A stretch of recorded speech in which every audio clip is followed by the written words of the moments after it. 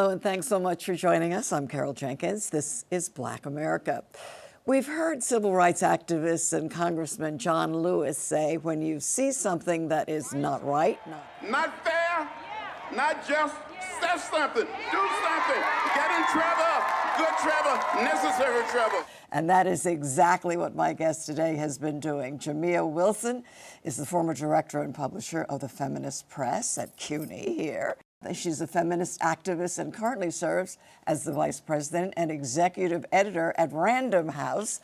And she joins me to discuss her latest book, Make Good Trouble, Discover Movements That Spark Change. And Jamia, thank you for being here. Oh, thank you so much for having me. Always an honor to be in conversation with you. I know, it's a return visit here, but I've known her since she was like 4 weeks old. No, but since she started her career, and now that she's this big shot at Random House, you know, congratulations on all of that. And now the book. I say to you, we adults need this book. We're at a moment where we need a handbook that tells us this is how it was done. Now, you've pointed out in your book how kids, how young people actually led movements and made change.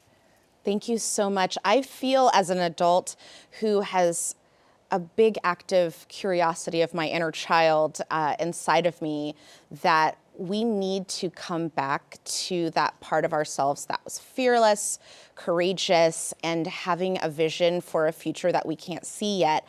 And I became really curious about the history of movements through the eyes of young people, and to really study how many movements in the history of our world were actually guided and driven by young people's leadership or fueled by the momentum of young people mobilizing. And when I started to just do a little bit of research in different time periods, I realized, oh, this is an actual true story of humanity, that there's something about the beating pulse of youth that does help propel movements that change generations and have a lasting impact. And I want to connect those together across borders, across continents, and to show that we share something in common across our differences, that young people want to build a brighter future than the one they inherited.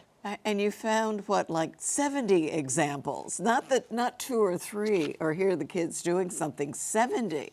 Yes. But John Lewis, the congressman, sort of the source of it all, the spirit of it all. Talk to us about him and why you thought that would be the theme that runs through all of these stories. Growing up, my parents had told me many stories about the civil rights movement and their involvement, and my grandparents' involvement. And John Lewis's name was one of the names that often came up. And I remember my late mom used to always say, when I would say, oh, there's this disagreement or that disagreement happening in a movement, my mom would say, people always remember the people who did the work, not always the people who talked the loudest. And she would always cite John Lewis as one of the people who did the work and who started doing the work young, who trusted his gut and his mission to change things based on the justices he wanted to move forth in the world. And so when I saw him tweet about making necessary good trouble before his passing, it really moved me, and it sort of captured that ethos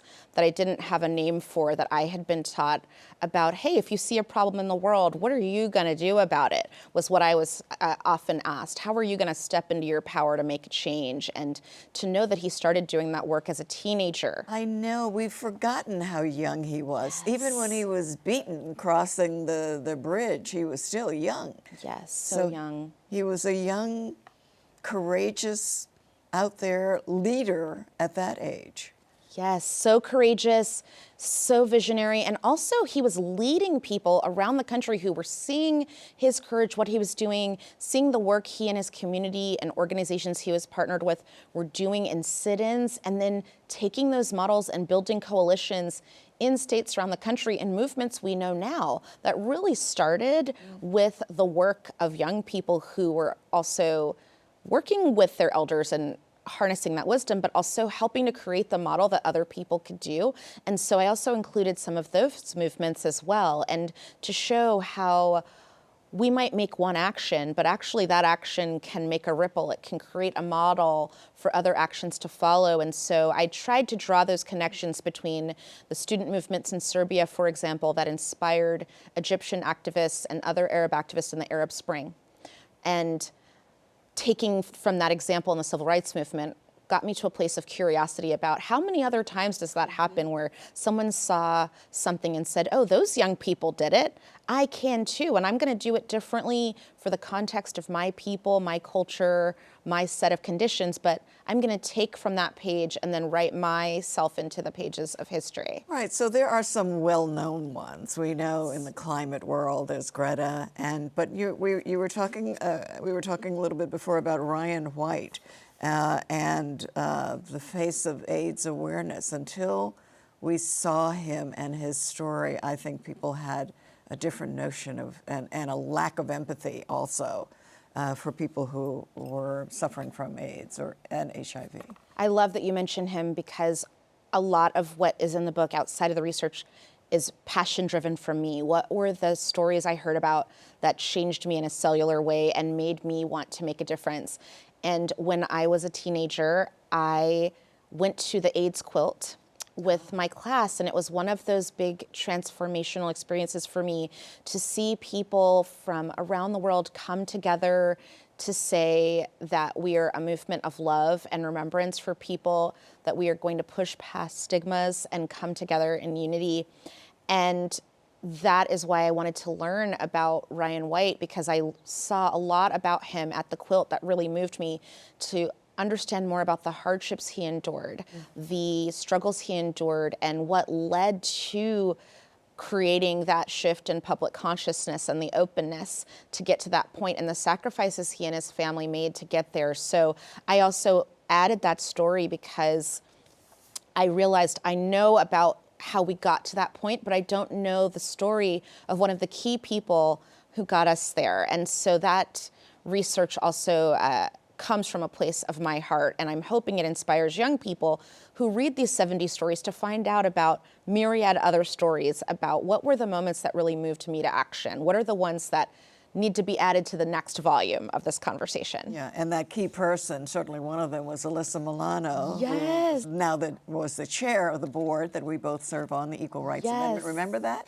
The Equal Rights Amendment? Yes, which is so important. Right. And one of the reasons why you'll see multiple stories about gender justice in this book, because we still live in a country where we don't have constitutional equality for people of all genders. And it was really important for me to also look back in history at people who had far less reason to hope that it was possible, who still understood that we could make it possible, then to remember, okay, we've had some setbacks, and I want these stories out here so that young people can see that a lot can be done. I've had some people say after Election Day happened to me, well, there's nothing we can do. We've got to wait 4 years. And I'll say, oh, I have a book for you about all the things we can do. We don't have time to wait. We need to make good trouble, necessary trouble, like John Lewis said. Talk to us about, speaking of women, about Bessie Watson and her bagpipe.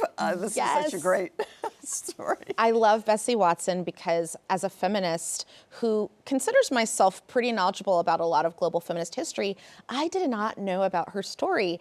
And when I found out that Bessie Watson was a young girl who was growing up in a family where she had a lot of people who were facing the hardship of illness. She herself was dealing with illness in a society where tuberculosis was much more rampant, and prescribed the bagpipe to help her rebuild her lungs. And then her being so awe-inspired by Emmeline Pankhurst and the suffragist movement that she wanted to go play these bagpipes outside of the prisons when women were held for speaking up for equality and for the vote. It really moved me because she started out doing that after school, going to the jails and playing her bagpipes, adding to the chorus, calling for justice in her own special way, despite the barriers that she had. But then also doing that at a time when it wasn't popular to be pro-suffrage, and then later being honored by the King of England himself. And being able to play her bagpipes as an honored, distinguished citizen. So I just love her story. I know, it is a great story. Now, a controversial story in Birmingham, the children's campaign. There were a lot of people who said children should not have been involved in that. because it was a dangerous situation. And yet, it ultimately was the thing that changed the mind of so many.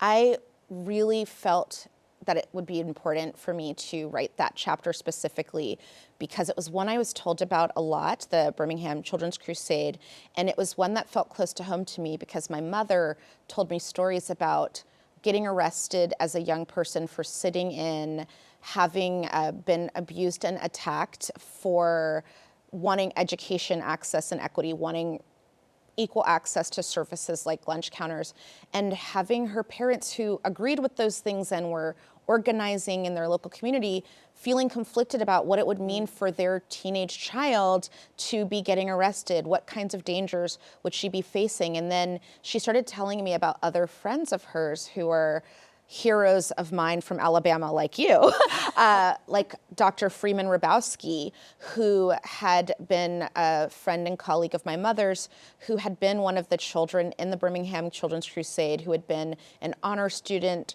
a student who had everything going for him, who said to his family, I'm doing really well. I am a star in math, and I am also being called right now to be a part of this groundswell movement. And his parents supported him, and he did get arrested. And he tells this story that I read about in the Library of Congress when I was doing my research about how he was spat at and ridiculed when he and the young children were singing freedom songs and praying and calling for change in a peaceful, beautiful way. And so that story led me to want to find out who were the other young people who were there and what did it mean at that time to say that you wanted to be a part of something bigger than yourself and that you knew it, and to ask your parents to trust you and support you in that. Yeah, and for people who remember, the dogs were sent out against them as well. So, and the fire hoses, that was, you know, I like to describe it as saying strong enough to strip the bark off a tree. That was what they were up against as well. Talk to us about the climate, because, you know, we know Greta, but there are others as well. But the impact is just huge. I love that you asked about this question because I have really been thinking about how do we talk about the people who are most affected by climate and the diversity of the climate justice movement. And it was really important to me to share multiple stories about climate and talk about Greta, but also talk about the movements in the Philippines and in sub-Saharan Africa that are also connected to other issues we're seeing that are also related to the effects of colonialism in countries in the global south. So when you read the book, you'll see stories from Sweden to the Philippines to the Amazon around the climate. You will see stories of water protectors and pipeline protesters and young people at Standing Rock, all fighting for a better planet to protect our mother, as I like to say, across the globe, and all needing to be represented with the dignity and fullness of the conversation and story that some of the other stories have been afforded. So that was also very important to me to highlight that there are many different approaches that young people have been taking across the globe that in some cases make sense to the context of where they're from, but that they're united in wanting to preserve and protect this planet and to live in a better way. And so I also have some different approaches where people might disagree with each other about what is the right way forward with different theories of change so that young people can come to their own conclusions about what is the right way for me to get active. Sure. Little Miss Flint tackles the water crisis. Yes. Mary Copeny, I remember just becoming enamored with her story and reading the letter she wrote to President Barack Obama about what was happening with Flint's water, inviting him to come and to join her. And that story just had to be a part of this book because she's most known for being Little Miss Flint because of that and the activism she did, but she's also done so much work fundraising for educational equity and access and supplies for young people in need, and continues to do amazing work. And she said then that she wants to be president someday, and she actually put a date on it by when she wanted to be a president. So I'm looking for the time when I get to cast my vote for her. Excellent. And one more about gun control. I mean, Yes. this is where we saw, so many young people, I think one of whom is in Congress now, who stood up for that.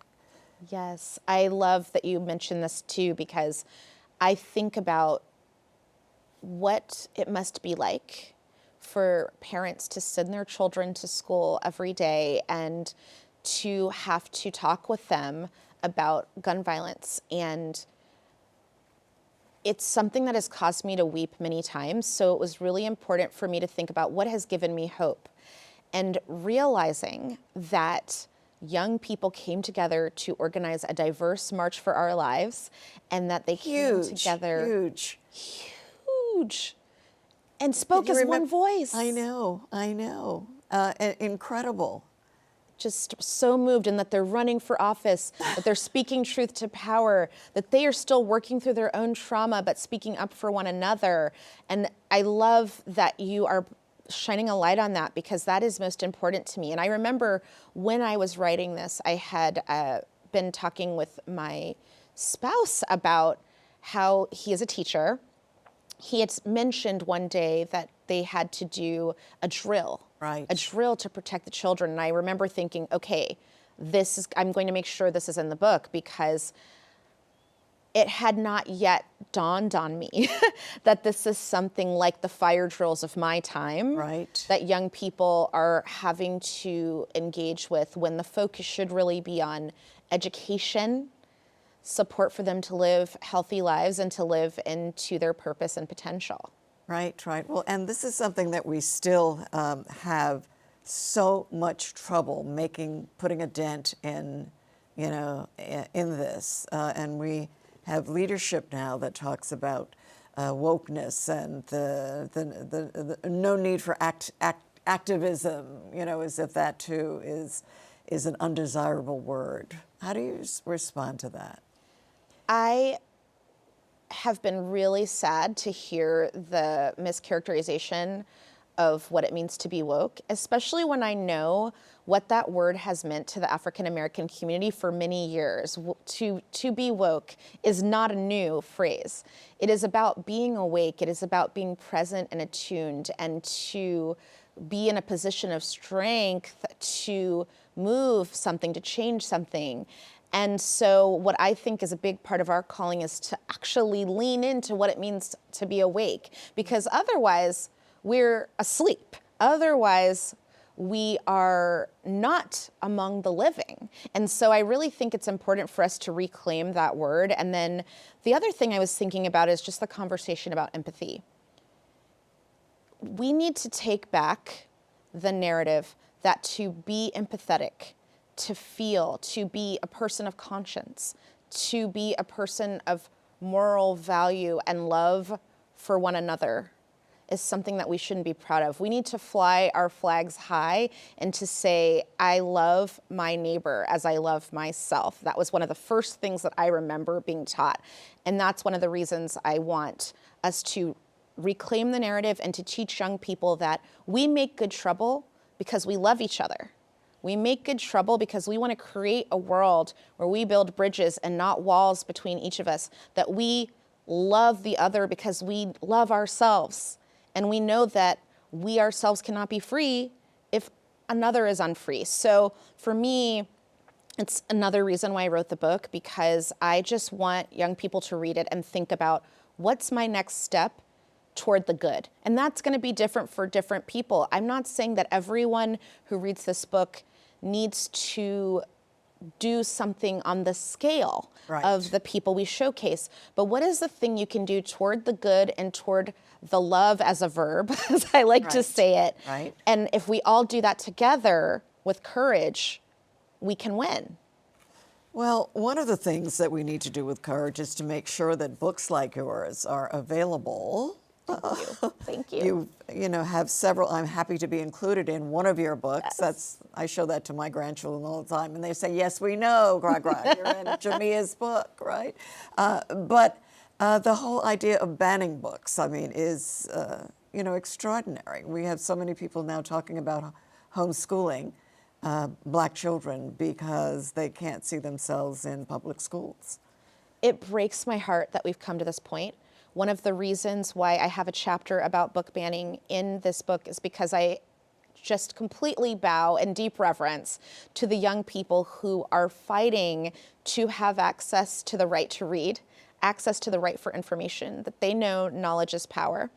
And I write about a group of young people who fought a book ban that I was included in the Central York School District, where my book, among hundreds of others, were banned. And the young people came together, they reached out to authors like me, included us in their campaign, asked for our support, fought back, and they won. And they have a TED Talk where they talk about it. But I share that story because I want young people who are reading this book to know that we have to make sure that we are vocal about our right to access. And as someone who comes from a heritage where we know that our ancestors were forbidden to read, and I always think that is one of the biggest and most important things for us to talk about, because the people who claim to think that we are somehow inferior, no, we're not inferior. Because if they really didn't feel that we had what it took to rise into power through merit, then they wouldn't want to prevent us from getting education. They wouldn't want to prevent us from being able to get access to books and reading. And that's one of the reasons I've chosen this particular intervention in my life, because I understand the power of it. And I also grew up in Saudi Arabia during a time where there were books that we were forbidden to have access to in school, books that you could get confiscated at the airport. It happened to me. And I learned at an early age what it meant to not be able to have access and to have limited access to information through the lens of a government that was authoritarian. So it's another reason I want to start talking about it, because this is going to be new for some young people in this country. But I want to be there to say there are those of us who have been able to find and gather the information and share it with others despite growing up under those conditions. And you too can be someone who can share that work as well. Right. Well, it's very, very inspiring. And I'll repeat that the adults in the room need the book as well, for sure. Let's talk a little bit about the rest of your publishing life now, which includes the book of a Supreme Court Justice. How's that going? Thank you. I'm so proud to have been Justice Jackson's editorial partner, and I love the work that we've done together at Feminist Press and at Women's Media Center. And I think about that too, just the joy I feel about what it will mean for the many, many people who will see themselves in her story and be inspired to act and to have outsized dreams. Right, and you've got Serena Williams coming up. Yes. That I'm name calling, all of, Jamia's big celebrity gets. So that's going to be an interesting thing, because we talk about this, the status and the uncomfortable position that Black women are often put in, and Serena Williams has found herself there throughout her life. I mean, that started professionally when she was so young, and to this very day, where there are criticisms and holding her to different standards and all. What are you expecting her to talk about? I mean, what she said is that she's, going to talk about her life, and I'm really excited about that, because I think one of the things that storytelling has done for me has been just being able to see the lives of people who have made me expand what I think is possible, and then realizing that there are people who are like myself, human beings who've been able to do extraordinary things despite their circumstances. So I'm just excited to hear her full story along with everyone else, but then also excited to be a part of championing that book. And in my first children's book, Young, Gifted, and Black, I actually have in one of the double spreads a spread of Serena Williams and Venus Williams together because of what I feel about the world needing our stories, because they were people who made me see myself in their lives. They were people who showed me, oh, I can be and do the things that I dream of if I can adorn myself the way that I can celebrate my heritage and wear my hair the way that I celebrate my heritage. All of those things are accessible to me and we can celebrate them. So I'm just really excited about what it means to also be, at this point in my life, able to amplify stories that will expand how people of all backgrounds get to know us. Right. So, and in this environment where demands are being made against DEI, against all of that, you feel that we will continue to be able to present these stories? I feel that I am ready to continue, no matter what, come what may, to amplify and support and promote stories that matter. And those stories include the diversity of our humanity. And there's nothing that's going to stop me from doing it. One of the reasons I love the book as a format, as an object, is that the book is a tangible, powerful form.